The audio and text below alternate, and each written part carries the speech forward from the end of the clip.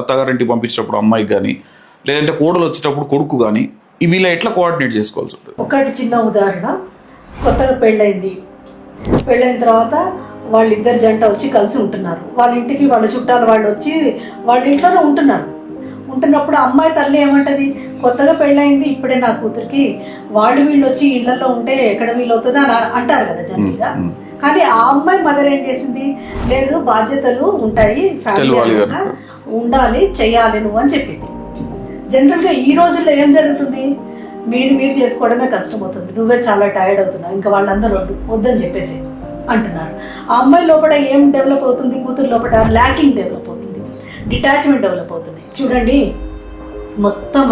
మొత్తం టోటల్ బాడీలో ఎక్కడో ఫింగర్కి ఇక్కడ కోసుకున్నా కూడా మొత్తం బాడీ నొప్పి వేస్తుంది.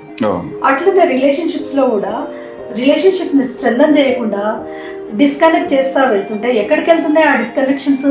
లాస్ట్కి వాళ్ళతో వాళ్ళే సరిగా ఉండలేకపోతున్నారు. పర్సనల్గా వాళ్ళతో వాళ్ళకే డిటాచ్మెంట్ వస్తుంది.